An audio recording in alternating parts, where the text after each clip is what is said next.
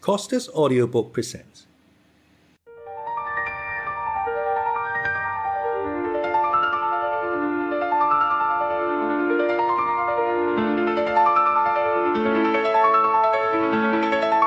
The Brothers Karamazov by Fyodor Dostoyevsky. Part 3. Part 4. Book 10. The Boys. Chapter 1. Kolya Krassotkin. It was the beginning of November. There had been a hard frost, 11 degrees Réaumur, without snow, but a little dry snow had fallen on the frozen ground during the night, and a keen dry wind was lifting and blowing it along the dreary streets of our town, especially about the marketplace. It was a dull morning, but the snow had ceased. Not far from the marketplace, close to Plotnikov's shop, there stood a small house, very clean both without and within. It belonged to Madame Krassotkin, the widow of a former provincial secretary, who had been dead for 14 years. His widow, still a nice-looking woman of 32, was living in her neat little house on her private means. She lived in respectable seclusion. She was of a soft but fairly cheerful disposition. She was about 18 at the time of her husband's death. She had been married only a year and had just borne him a son. From the day of his death, she had devoted herself heart and soul to the bringing up of her precious treasure, her boy Kolya. Though she had loved him passionately those 14 years, he had caused her far more suffering than happiness. She had been trembling and fainting with terror almost every day, afraid he would fall ill, would catch cold, do something naughty, climb on a chair and fall off it, and so on and so on. When Kolya began going to school, the mother devoted herself to study all the sciences with him so as to help him, and go through his lessons with him. She hastened to make the acquaintance of the teachers and their wives, even made up to Kolya's schoolfellows, and fawned upon them in the hope of thus saving Kolya from being teased, laughed at, or beaten by them. She went so far that the boys actually began to mock at him on her account, and taunt him with being a mother's darling. But the boy could take his own part. He was a resolute boy, tremendously strong, as was rumored in his class, and soon proved to be the fact. He was agile, strong-willed, and of an audacious and enterprising temper. He was good at lessons, and was a rumor in the school that he could beat the teacher, Dostoyevsky, at arithmetic and universal history. Though he looked down upon everyone, he was a good comrade and not supercilious. He accepted his schoolfellows' respect as his due, but was friendly with them. Above all, he knew where to draw the line. He could restrain himself on occasion, and in his relations with the teachers he never overstepped that last mystic limit beyond which a prank becomes an unpardonable breach of discipline. But he was as fond of mischief on every possible occasion as the smallest boy in the school, and not so much for the sake of mischief as for creating a sensation, inventing something effective and conspicuous. He was extremely vain. He knew how to make even his mother give way to him. He was almost despotic in his control of her. She gave way to him. Oh, she had given way to him for years. The one thought unendurable to her was that her boy had no great love for her. She was always fancying that Kolya was unfeeling to her, and at times, dissolving into hysterical tears, she used to reproach him with his coldness. The boy disliked this, and the more demonstrations of feeling were demanded of him, the more he seemed intentionally to avoid them. Yet it was not intentional on his part, but instinctive. It was his character. His mother was mistaken.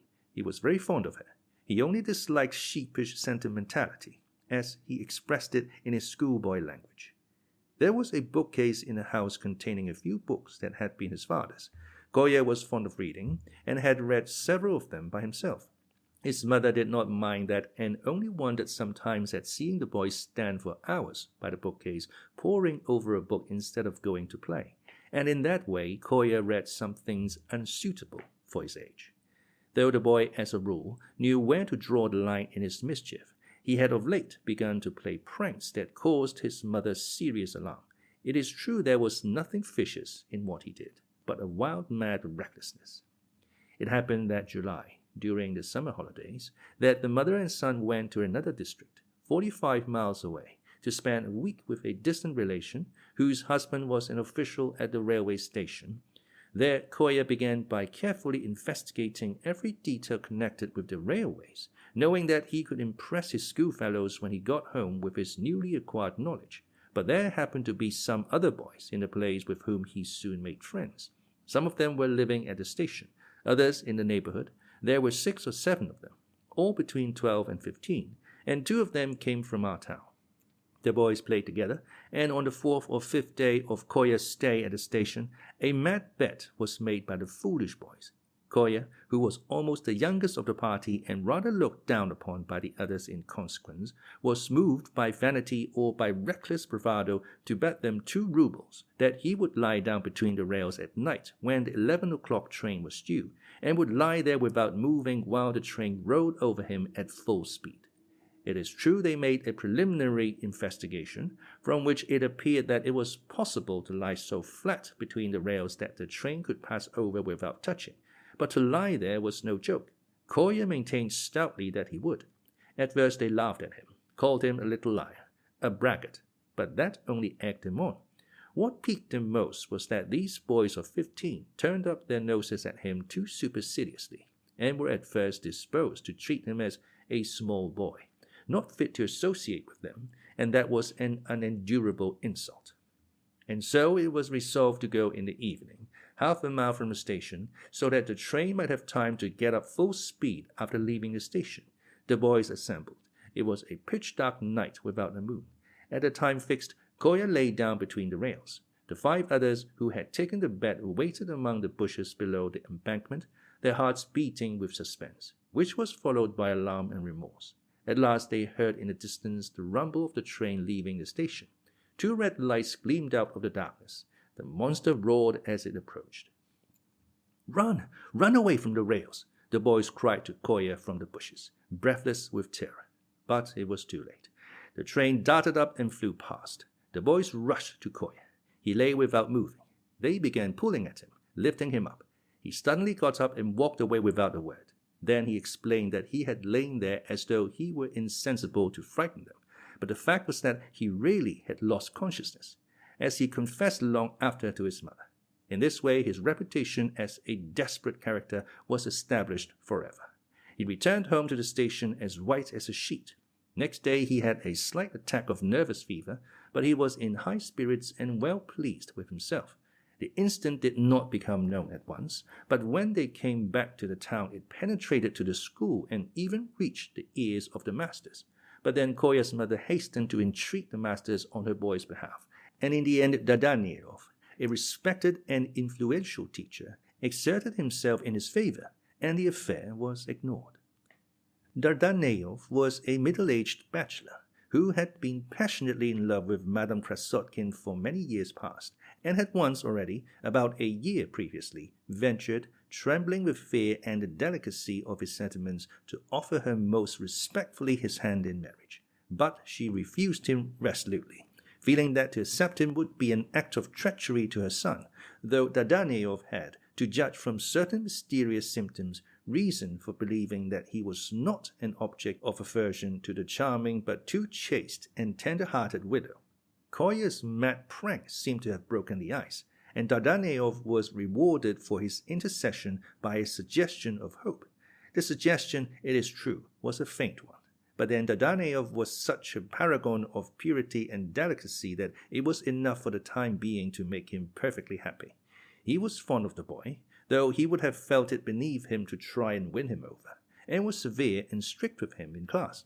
Kolya, too, kept him at a respectful distance. He learned his lessons perfectly. He was second in his class, was reserved with Dardanelov, and the whole class firmly believed that Kolya was so good at universal history that he could beat even Dardanelov. Kolya did indeed ask him the question, "Who founded Troy?" to which Dardanelov had made a very vague reply, referring to the movements and migrations of races, to the remoteness of the period, to the mythical legends. But the question, who had founded Troy, that is, what individuals, he could not answer, and even for some reason regarded the question as idle and frivolous. But the boys remained convinced that Dardanelov did not know who founded Troy. Kolya had read of the founders of Troy in Smaragdov, whose history was among the books in his father's bookcase. In the end, all the boys became interested in the question, who it was that had founded Troy. But Krassotkin would not tell his secret, and his reputation for knowledge remained unshaken. After the incident on the railway, a certain change came over Kolya's attitude to his mother. When Anna Fyodorovna heard of her son's exploit, she almost went out of her mind with horror. She had such terrible attacks of hysterics, lasting with intervals for several days, that Kolya, seriously alarmed at last, promised on his honor that such pranks should never be repeated.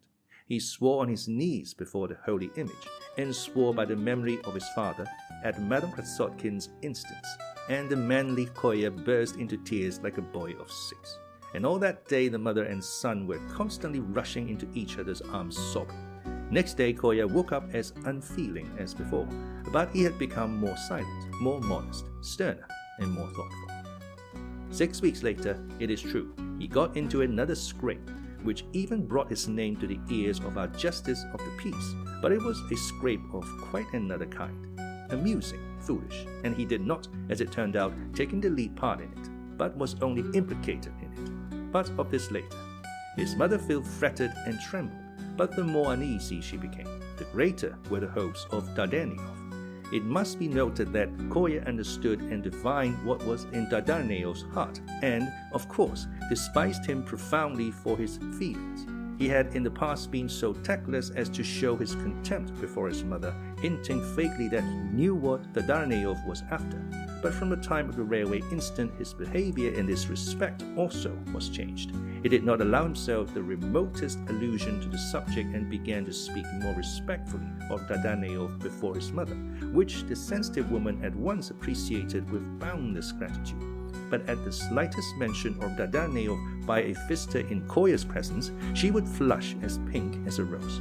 At such moments, Kolya would either stare out of the window scowling, or would investigate the state of his boots, or would shout angrily for Perezvon, the big shaggy mangy dog, which he had picked up a month before, brought home, and kept for some reason secretly indoors, not showing him to any of his schoolfellows.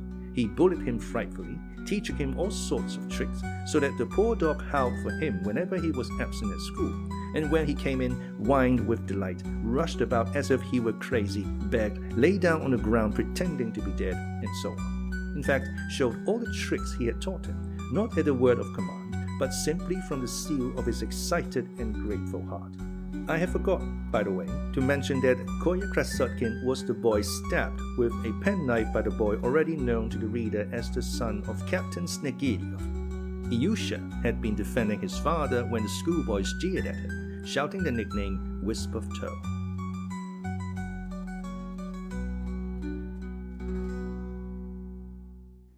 Chapter 2. Children. And so on that frosty, snowy, and windy day in November, Kolya Krassotkin was sitting at home. It was Sunday, and there was no school. It had just struck 11, and he particularly wanted to go out on very urgent business, but he was left alone in charge of the house, for it so happened that all its elder inmates were absent owing to a sudden and singular event. Madame Krassotkin had let 2 little rooms, separated from the rest of the house by a passage, to a doctor's wife with her 2 small children. This lady was the same age as Anna Fyodorovna, and a great friend of hers. Her husband, the doctor, had taken his departure 12 months before, going first to Orenburg and then to Tashkent, and for the last 6 months she had not heard a word from him. Had it not been for her friendship with Madame Krassotkin, which was some consolation to the forsaken lady, she would certainly have completely dissolved away in tears. And now, to add to her misfortunes, Katerina, her only servant, was suddenly moved the evening before to announce, to her mistress's amazement, that she proposed to bring a child into the world before morning. It seemed almost miraculous to everyone that no one had noticed the probability of it before. The astounded doctor's wife decided to move Katerina while there was still time to an establishment in the town kept by a midwife for such emergencies. As she set great store by her servant, she promptly carried out his plan and remained there looking after her. By the morning, all Madame Krassotkin's friendly sympathy and energy were called upon to render assistance and appeal to someone for help in the case. So both the ladies were absent from home. The Krassotkin servant, Agafya, had gone out to the market, and Kolya was thus left for a time to protect and look after the kids, that is, the son and daughter of the doctor's wife, who were left alone. Kolya was not afraid of taking care of the house. Besides, he had Perezvon, who had been told to lie flat, without moving, under the bench in the hall. Every time Kolya, walking to and fro through the rooms, came into the hall, the dog shook his head and gave 2 loud and insinuating taps on the floor with his tail. But alas, the whistle did not sound to release him. Kolya looked sternly at the luckless dog, who relapsed again into obedient rigidity. The one thing that troubled Kolya was the kids. He looked, of course, with the utmost scorn on Katerina's unexpected adventure, but he was very fond of the bereaved kiddies, and had already taken them a picture book. Nastya, the elder, a girl of 8, could read, and Kostya, the boy, aged 7, was very fond of being read to by her. Krassotkin could, of course, have provided more diverting entertainment for them. He could have made them stand side by side and played soldiers with them, or sent them hiding all over the house. He had done so more than once before and was not above doing it, so much so that a report once read at school that Krassotkin played horses with the little lodgers at home, prancing with his head on one side like a trace horse. But Krassotkin haughtily parried this thrust, pointing out that to play horses with boys of one's own age, boys of 13, would certainly be disgraceful at this date, but that he did it for the sake of the kids, because he liked them, and no one had a right to call him to account for his feelings. The 2 kids adored him. But on this occasion he was in no mood for games. He had very important business for his own before him, something almost mysterious. Meanwhile time was passing, and Agafya, with whom he could have left the children, would not come back from market. He had several times already crossed the passage, opened the door of the lodger's room, and looked anxiously at the kids, who were sitting over the book, as he had bidden them. Every time he opened the door they grinned at him, hoping he would come in and would do something delightful and amusing. But Kolya was spotted and did not go in. At last it struck 11, and he made up his mind, once for all, that if that damned Agafya did not come back within 10 minutes, he should go out without waiting for her, making the kids promise, of course, to be brave when he was away, not to be naughty, not to cry from fright. With this idea he put on his wadded winter overcoat with its catskin fur collar, slung his satchel round his shoulder, and, regardless of his mother's constantly reiterated entreaties that he would always put on goloshes in such cold weather, he looked at them contemptuously as he crossed the hall and went out with only his boots on. Perezvon, seeing him in his outdoor clothes, began tapping nervously, yet vigorously, on the floor with his tail. Twitching all over, he even uttered a plaintive whine. But Kolya, seeing his dog's passionate excitement, decided that it was a breach of discipline, kept him for another minute under the bench, and only when he had opened the door into the passage, whistled for him. The dog leapt up like a mad creature and rushed bounding before him rapturously. Kolya opened the door to peep at the kids. They were both sitting as before at a table, not reading but warmly disputing about something. The children often argued together about various exciting problems of life, and Nastya, being the elder, always got the best of it. If Kostya did not agree with her, he almost always appealed to Kolya Krassotkin, and his verdict was regarded as invaluable by both of them. This time the kids' discussion rather interested Krassotkin, and he stood still in the passage to listen. The children saw he was listening, and that made them dispute with even greater energy.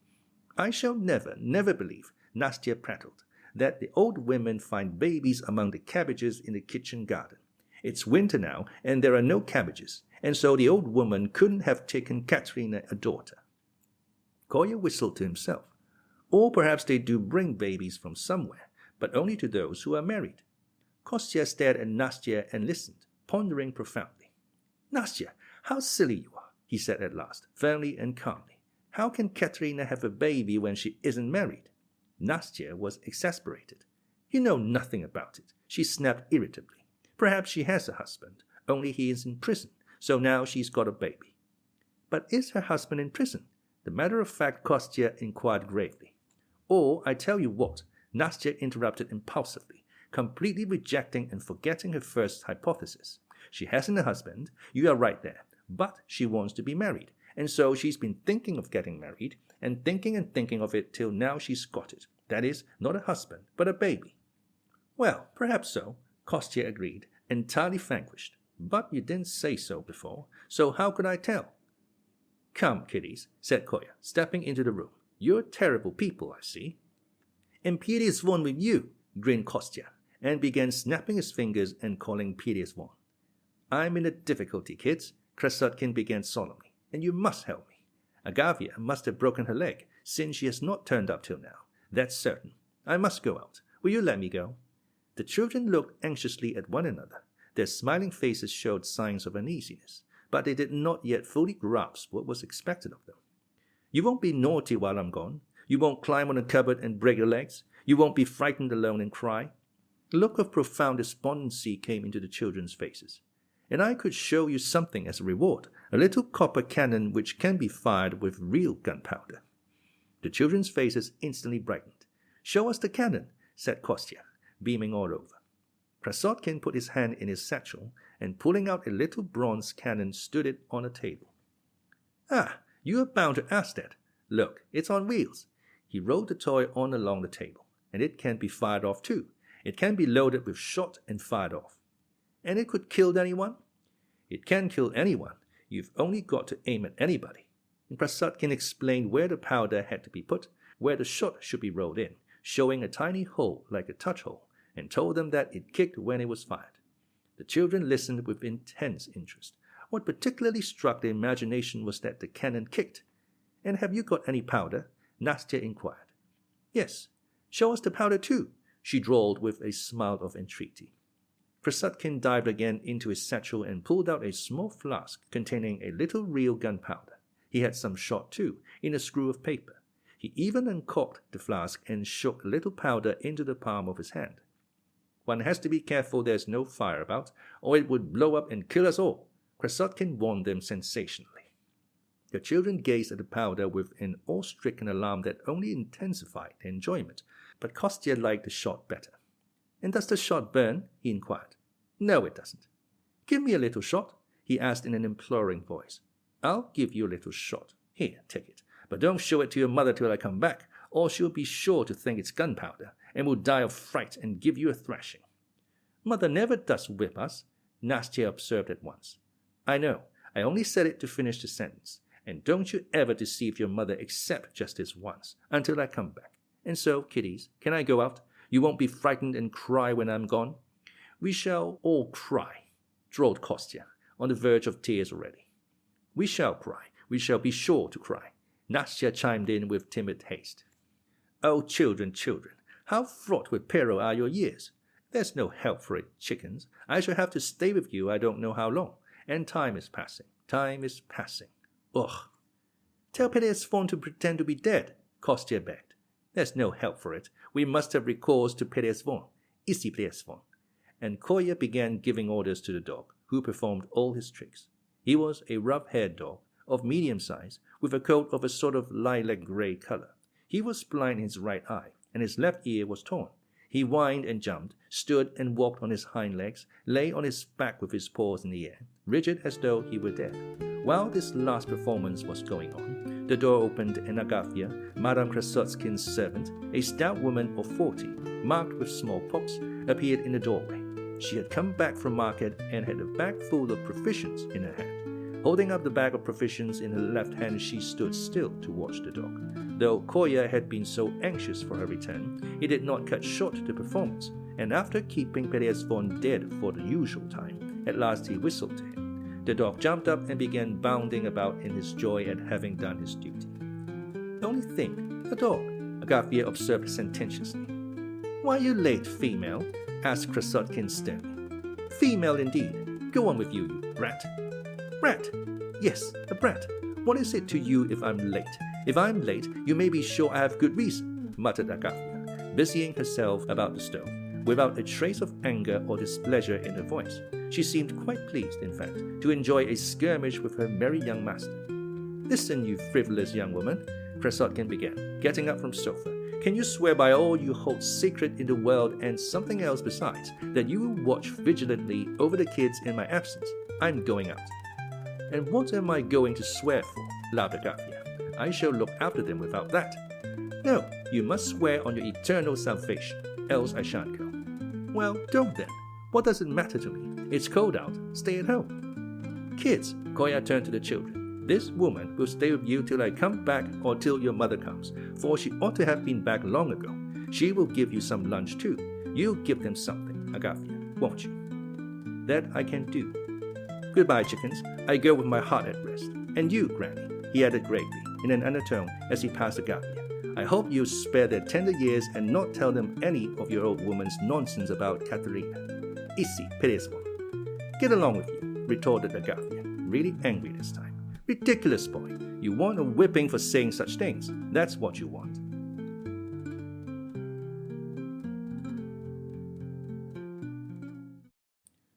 Chapter 3. The Schoolboy. But Kolya did not hear her. At last he could go out. As he went out at the gate, he looked round him, shrugged up his shoulders, and saying, "It is freezing," went straight along the street and turned off to the right towards the marketplace. When he reached the last house but one before the marketplace, he stopped at the gate, pulled a whistle out of his pocket, and whistled with all his might as though giving a signal.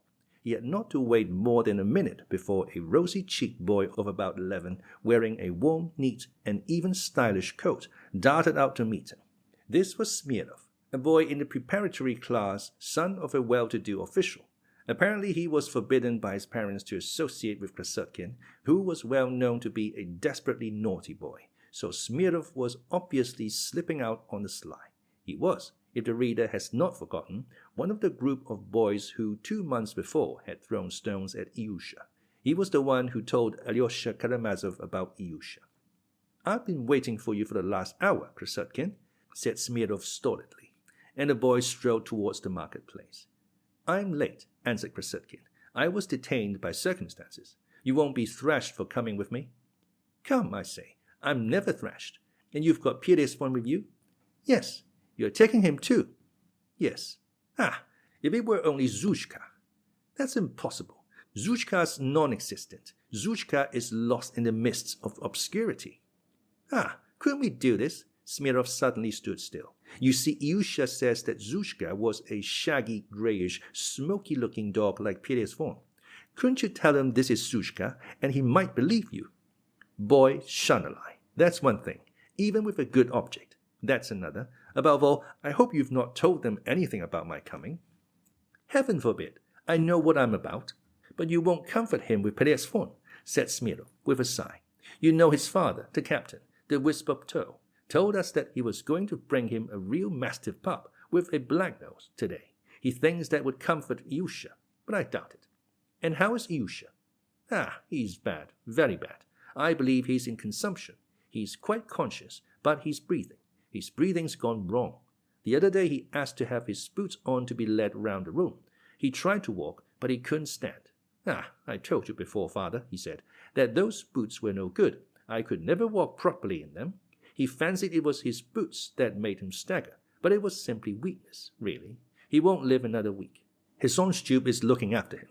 Now they are rich again. They've got heaps of money." "They are rogues." "Who are rogues?" "Doctors and the whole crew of quacks collectively, and also, of course, individually. I don't believe in medicine. It's a useless institution. I mean to go into all that. But what's that sentimentality you've got up there? The whole class seems to be there every day." "Not the whole class. It's only 10 of our fellows who go to see him every day. There's nothing in that." "What I don't understand in all this is the part that Alexei Karamazov is taking in it. His brother's going to be tried tomorrow or next day for such a crime, and yet he has so much time to spend on sentimentality with boys." "There's no sentimentality about it. You are going yourself now to make it up with Ilyusha." "Make it up with him? What an absurd expression! But I allow no one to analyze my actions." "And how pleased Ilyusha will be to see you. He has no idea that you are coming. Why was it you won't come all this time?" Smurov cried with sudden warmth. "My dear boy, that's my business, not yours. I'm going of myself because I choose to. But you've all been helped there by Alexei Karamazov. There's a difference, you know. And how do you know? I may not be going to make it up at all. It's a stupid expression." "It's not Karamazov at all. It's not his doing. Our fellows began going there of themselves. Of course, they went with Karamazov at first. And there's been nothing of that sort. No silliness. First one went, and then another. His father was awfully pleased to see us. You know, he will simply go out of his mind if Ilyusha dies. He sees that Ilyusha is dying, and he seems so glad we've made it up with Ilyusha. Ilyusha asked after you, that was all. He just asks and says no more. His father will go out of his mind or hang himself. He behaved like a madman before. You know, he is a very decent man. We made a mistake then. It's all the fault of that murderer who beat him then. Karamazov's a riddle to me all the same. I might have made his acquaintance long ago, but I like to have a proper pride in some cases. Besides, I have a theory about him which I must work out and verify. Kolya subsided into dignified silence. Smurov, too, was silent. Smurov, of course, worshipped Krassotkin and never dreamed of putting himself on a level with him. Now he was tremendously interested at Kolya saying that he was going of himself to see Ilyusha. He felt that there must be some mystery in Kolya suddenly taking it into his head to go to him that day. They crossed the marketplace, in which at that hour were many loaded wagons from the country and a great number of live fowls. The market women were selling rolls, cottons, and threads, etc., in their booths. These Sunday markets were naively called fairs in the town, and there were many such fairs in the year. Perezvon ran about in the wildest spirits, sniffing about first one side, then the other. When he met other dogs, they ceaselessly smelt each other over according to the rules of canine etiquette. I like to watch such realistic scenes, Smurov, said Kolya suddenly. Have you noticed how dogs sniff at one another when they meet? It seems to be a law of their nature. Yes, it's a funny habit. No, it's not funny. You're wrong there. There's nothing funny in nature, however funny it may seem to man with his prejudices. If dogs could reason and criticize us, they'd be sure to find just as much that would be funny to them, if not far more, in the social relations of men, their masters, far more indeed. I repeat that, because I am convinced that there is far more foolishness among us. That's Rakitin's idea, a remarkable idea. I'm a socialist, Smurov. And what is a socialist? Asked Smurov. That's when all are equal and all have property in common. There are no marriages, and everyone has any religion and laws he likes best, and all the rest of it. You are not old enough to understand that yet. It's cold, though. Yes, 12 degrees of frost. Father looked at the thermometer just now. Have you noticed, Smurov, that in the middle of winter we don't feel so cold even when there are 15 or 18 degrees of frost as we do now? In the beginning of winter, when there is a sudden frost of 12 degrees, especially when there is not much snow, it's because people are not used to it. Everything is habit with men, everything even in their social and political relations. Habit is the great motive power. What a funny-looking peasant. Kolya pointed to a tall peasant, with a good-natured countenance with a long sheepskin coat, who was standing by his wagon, clapping together his hands in their shapeless leather gloves, to warm them. His long hair beard was all white with frost. That peasant's beard's frozen, Kolya cried in a loud, provocative voice as he passed him. Lots of people's beards are frozen, the peasant replied, calmly and sententiously. Don't provoke him, observed Smurov. It's all right. He won't be cross. He's a nice fellow. Goodbye, Matvey. Goodbye. Is your name Matvey? Yes. Didn't you know? No, I didn't. It was a guess. You don't say so. You're a schoolboy, I suppose. Yes. You get whipped, I expect. Nothing to speak of, sometimes. Does it hurt? Well, yes, it does. What a life. The peasant heaved a sigh from the bottom of his heart. Goodbye, Matvey. Goodbye. You're a nice chap that you are. The boys went on. That was a nice peasant, Kolya observed to Smurov. I like talking to the peasants, and am always glad to do them justice. Why did you tell a lie, pretending we are thrashed? Asked Smurov. I had to say that to please him. How do you mean? You know, Smurov, I don't like being asked the same thing twice. I like people to understand at the first word. Some things can't be explained. According to a peasant's notions, schoolboys are whipped and must be whipped. What would the schoolboy be if he were not whipped? And if I were to tell him we are not, he'd be disappointed. But you don't understand that. One has to know how to talk to the peasants. Only don't tease them, please, or you'll get into another scrape as you did about that goose. So you're afraid? Don't laugh, Kolya. Of course I'm afraid. My father would be awfully cross. I'm strictly forbidden to go out with you. Don't be uneasy. Nothing will happen this time. Hello, Natasha, he shouted to a market woman in one of the booths. Call me Natasha? What next? My name is Maria. The middle-aged market woman shouted at him. I'm so glad it's Maria. Goodbye. Ah, you young rascal, a brat like you to carry on so. I'm in a hurry. I can't stay now. You shall tell me next Sunday. Kolya waved his hand at her, as though she had attacked him and not he her. I've nothing to tell you next Sunday. You set upon me, you impudent young monkey. I didn't say anything, bawled Maria.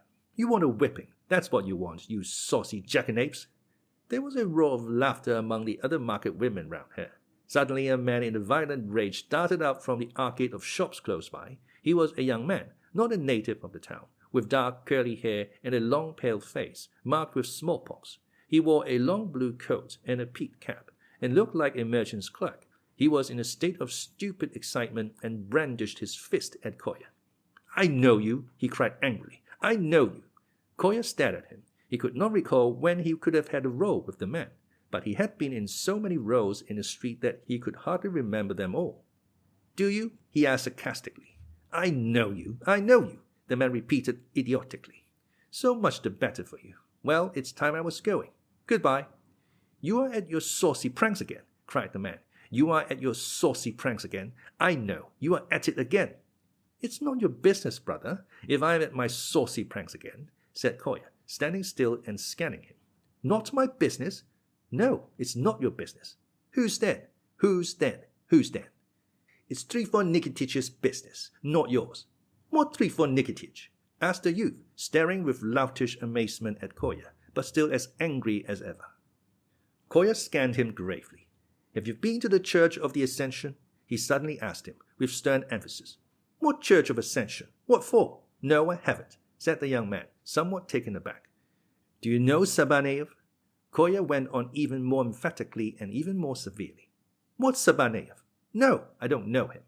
Well then, you can go to the devil, said Kolya, cutting short the conversation, and turning sharply to the right he strode quickly on his way as though he disdained further conversation with a dolt who did not even know Sabaneyev. Stop! Hey! What's Sabaneyev? The young man recovered from his momentary stupefaction and was as excited as before. What did he say? He turned to the market women with a silly stare. The women laughed. You can never tell what he's after, said one of them. What Sabaneyev is he talking about? The young man repeated, still furious and brandishing his right arm. It must be a Sabaneyev who worked for the Kuzmichevs. That's who it must be, one of the women suggested. The young man stared at her wildly. For the Kuzmichevs? Repeated another woman. But his name wasn't Trifon.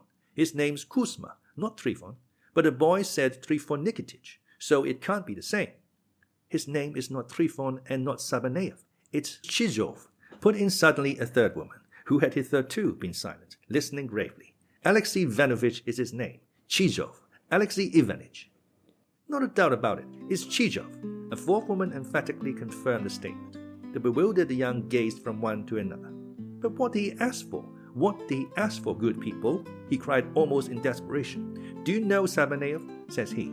And who the devil's to know who is Sabaneyev? You're a senseless fellow. I tell you it's not Sabaneyev, but Chizhov. Alexey Ivanich Chizhov. That's who it is. One of the women shouted at him impressively.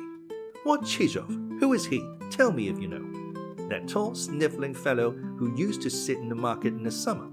And what's your Chizhov to do with me, good people, eh? How can I tell what he's to do with you? Put in another. You ought to know yourself what you want with him, if you make such a clamor about him. He spoke to you. He did not speak to us, you stupid. Don't you really know him? Know whom? Chizhov. The devil take Chizhov and you with him. I'll give him a hiding, that I will. He was laughing at me. We'll give Chizhov a hiding. More likely he will give you one. You're a fool, that's what you are. Not Chizhov, not Chizhov, you spiteful, mischievous woman. I'll give the boy a hiding. Catch him, catch him. He was laughing at me. The woman guffawed, but Kolya was by now a long way off, marching along with a triumphant air.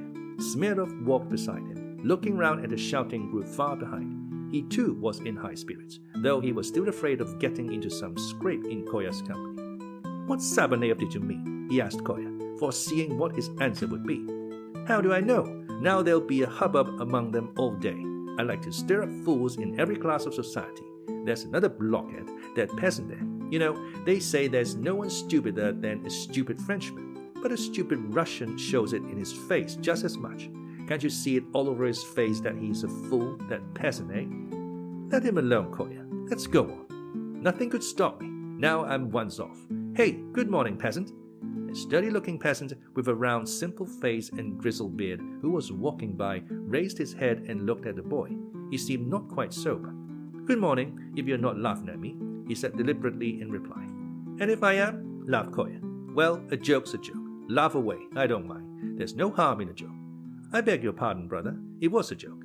"Well, God forgive you." "Do you forgive me too?" "I quite forgive you. Go along." "I say, you seem a clever peasant."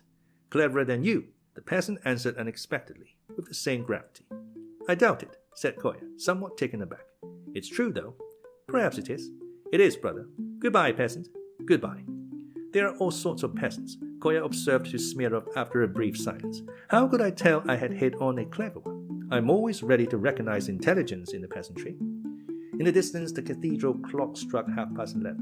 The boys made haste and they walked as far as Captain Snegiliev's lodging, a considerable distance, quickly and almost in silence. 20 paces from the house, Kolya stopped and told Smurov to go on ahead and ask Karamazov to come out to him. "One must sniff round a bit first," he observed to Smurov. "Why ask him to come out?" Smurov protested. "You go in. They will be awfully glad to see you. What's the sense of making friends in the frost out here?" "I know why I want to see him out here in the frost." Kolya cut him short in the despotic tone he was fond of adopting with small boys, and Smurov ran to do his bidding.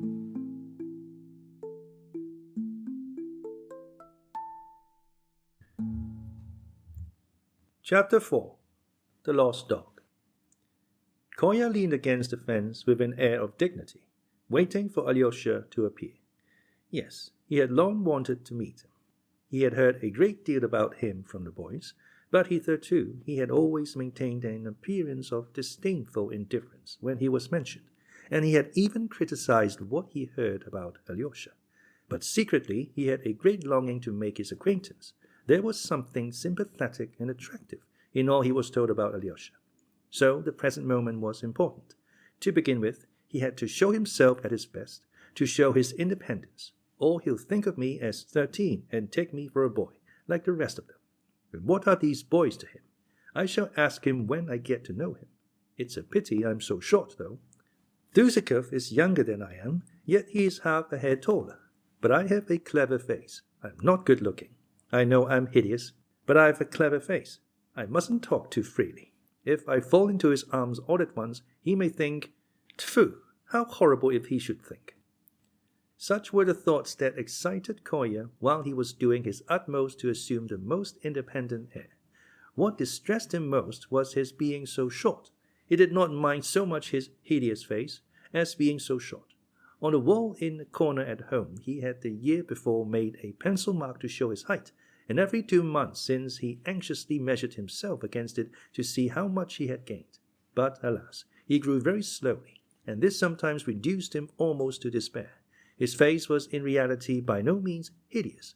On the contrary, it was rather attractive, with a fair, pale skin, freckled.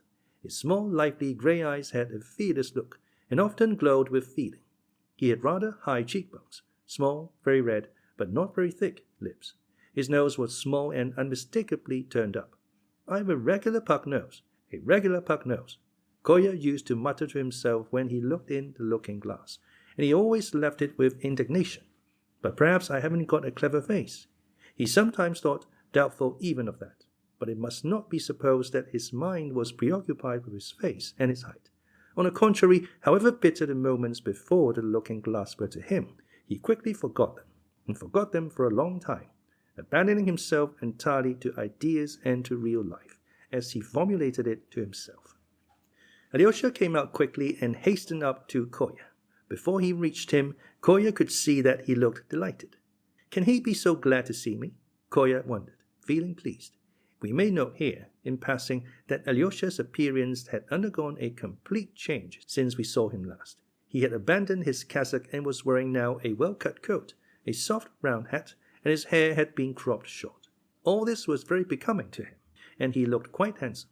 His charming face always had a good-humoured expression, but there was a gentleness and serenity in his good humour. To Kolya's surprise, Alyosha came out to him just as he was, without an overcoat. He had evidently come in haste. He held out his hand to Kolya at once. "Here you are at last. How anxious we've been to see you." There were reasons which you shall know directly. Anyway, I am glad to make your acquaintance. I've long been hoping for an opportunity, and have heard a great deal about you." Kolya muttered, a little breathless. "We should have met anyway. I've heard a great deal about you, too, but you've been a long time coming here. Tell me, how are things going?" "Ilyusha is very ill. He is certainly dying." "How awful! You must admit that medicine is a fraud, Karamazov," cried Kolya warmly. "Ilyusha has mentioned you often, very often, even in his sleep, in delirium, you know. One can see that you used to be very, very dear to him, before the instant, with the knife. Then there's another reason. Tell me, is that your dog?" "Yes, Perezvon." "Not Zhuchka?" Alyosha looked at Kolya with eyes full of pity. "Is she lost forever?" "I know you would all like it to be Zhuchka. I've heard all about it." Kolya smiled mysteriously. "Listen, Karamazov, I'll tell you all about it. That's what I came for. That's what I asked you to come out here for, to explain the whole episode to you before we go in." He began with animation.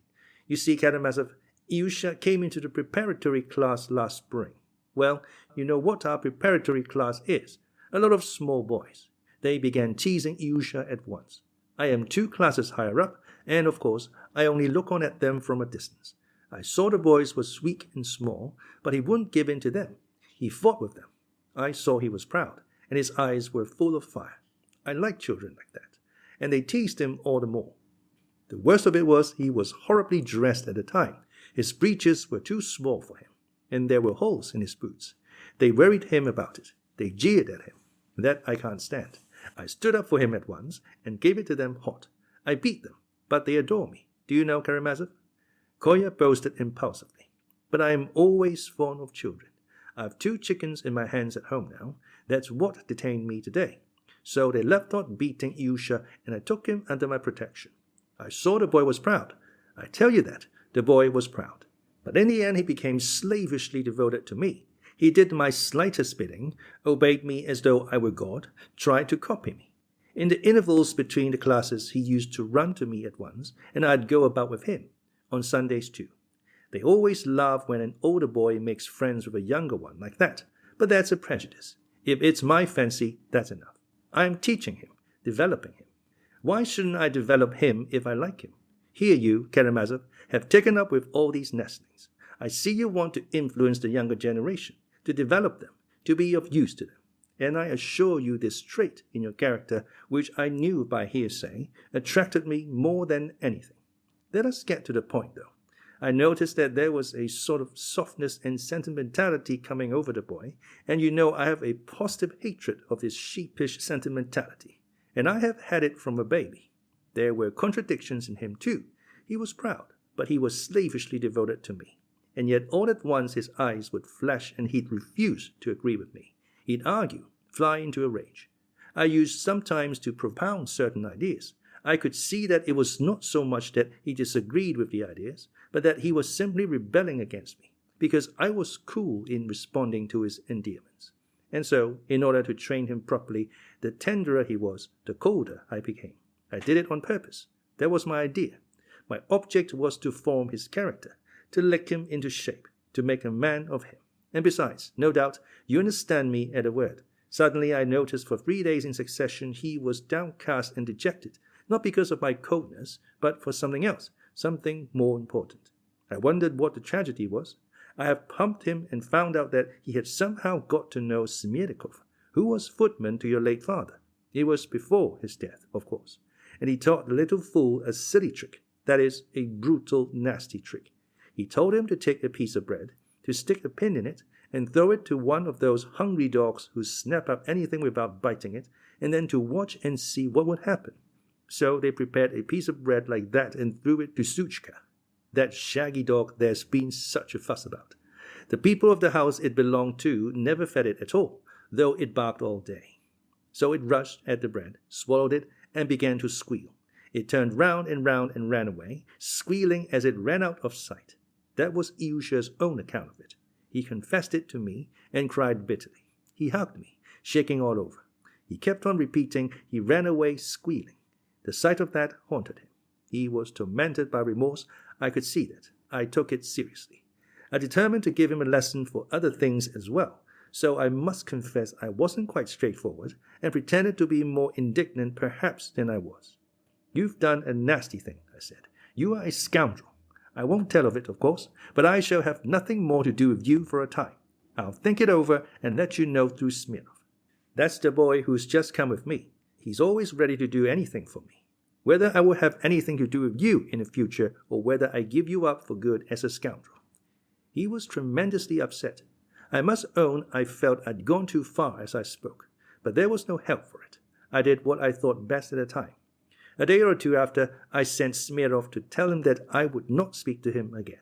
That's what we call it when two schoolfellows refuse to have anything more to do with one another.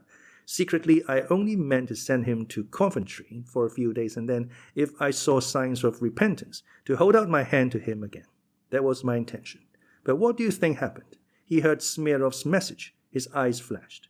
"Tell Krassotkin from me," he cried, "that I will throw bread with pins to all the dogs. All of them. So he's going in for a little temper. We must smoke it out of him." And I began to treat him with contempt. Whenever I met him, I turned away or smiled sarcastically. And just then that affair with his father happened. You remember? You must realize that he was fearfully worked up by what had happened already. The boys, seeing I'd given him up, sat on him and taunted him, shouting, "Wisp of tow, wisp of tow." And he had soon regular skirmishes with them, which I am very sorry for. They seem to have given him one very bad beating. One day he flew at them all as they were coming out of school. I stood a few yards off, looking on, and I swear I don't remember that I laughed. It was quite the other way. I felt awfully sorry for him. In another minute I would have run up to take his part, but he suddenly met my eyes. I don't know what he fancied, but he pulled out a penknife, rushed at me, and struck at my thigh, here in my right leg. I didn't move.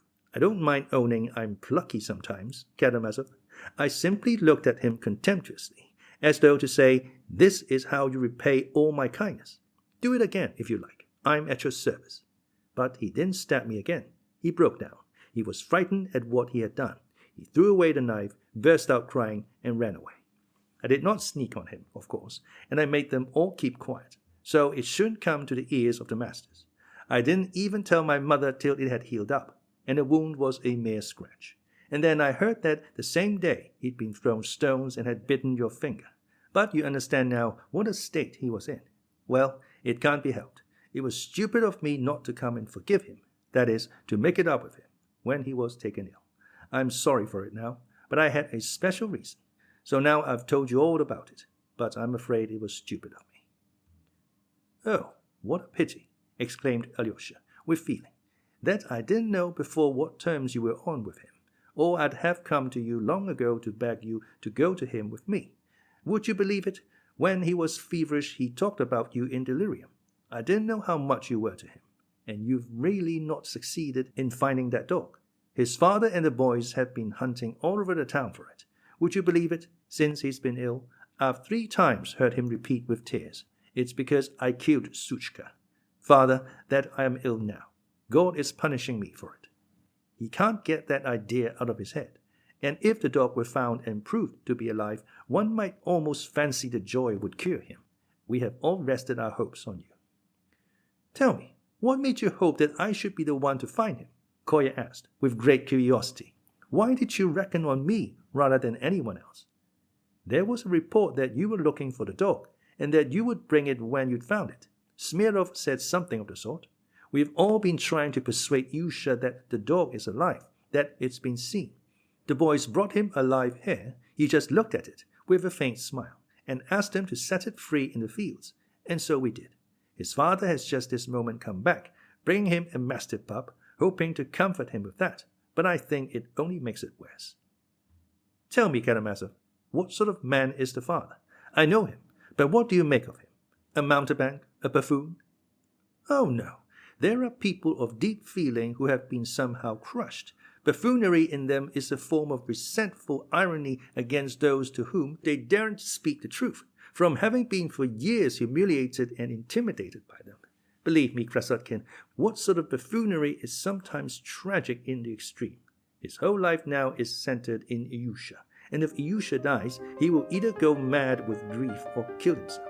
I feel almost certain of that when I look at him now. I understand you, Karamazov. I see you understand human nature, Kolya added with feeling. And as soon as I saw you with a dog, I thought it was Zhuchka you were bringing. Wait a bit, Karamazov. Perhaps we shall find it yet. But this is Perezvon. I'll let him go in now, and perhaps it will amuse Ilyusha more than the mastiff pup. Wait a bit, Karamazov. You will know something in a minute. But I say, I am keeping you here. Kolya cried suddenly. You've no overcoat on in this bitter cold. You see what an egoist I am? Oh, we are all egoists, Karamazov. Don't trouble. It is cold. But I don't often catch cold. Let us go in, though. And, by the way, what is your name? I know you are called Kolya, but what else?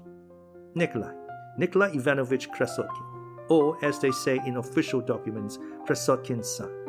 Kolya laughed for some reason, but added suddenly, of course I hate my name Nikolai. Why so? It's so trivial, so ordinary. You are 13? Asked Alyosha. No, 14. That is, I shall be 14 very soon, in a fortnight. I'll confess one weakness of mine, Karamazov, just to you, since it's our first meeting, so that you may understand my character at once. I hate being asked my age. More than that, and in fact, there's a libelous story going on about me, that last week I played robbers with the preparatory boys. It's a fact that I did play with them, but it's a perfect libel to say I did it for my own amusement. I have reasons for believing that you've heard the story, but I wasn't playing for my own amusement. It was for the sake of the children, because they couldn't think of anything to do by themselves, but they've always got some silly tale. This is an awful town for gossip, I tell you. But what if you had been playing for your own amusement? What's the harm? Come, I say, for my own amusement. You don't play horses, do you? But you must look at it like this, said Alyosha, smiling. Grown-up people go to the theater, and there the adventures of all sorts of heroes are represented. Sometimes there are robbers and battles too. And isn't that just the same thing, in a different form, of course? And young people's games of soldiers or robbers in their playtime are also art in its first stage. You know, they spring from the growing artistic instincts of the young. And sometimes these games are much better than performances in the theater. The only difference is that people go there to look at the actors, while in these games the young people are the actors themselves. But that's only natural. You think so? Is that your idea? Kolya looked at him intently. Oh, you know, that's rather an interesting view. When I go home, I'll think it over. I'll admit I thought I might learn something from you. I've come to learn of you, Karamazov, Kolya concluded, in a voice full of spontaneous feeling. And I of you, said Alyosha, smiling and pressing his hand. Kolya was much pleased with Alyosha. What struck him most was that he treated him exactly like an equal, and that he talked to him just as if he were quite grown up. I'll show you something directly, Karamazov. It's a theatrical performance too, he said, laughing nervously. That's why I've come. Let us go first to the people of the house, on the left. All the boys leave their coats in there, because the room is small and hot. Oh, I'm only coming in for a minute. I'll keep on my overcoat. Perezvon will stay here in the passage and be dead. Easy, Perezvon. Lie down and be dead. You see how he's dead? I'll go in first and explore. Then I'll whistle to him when I think fit, and you'll see, he'll dash in like mad. Only Smurov must not forget to open the door at the moment. I'll arrange it all, and you'll see something.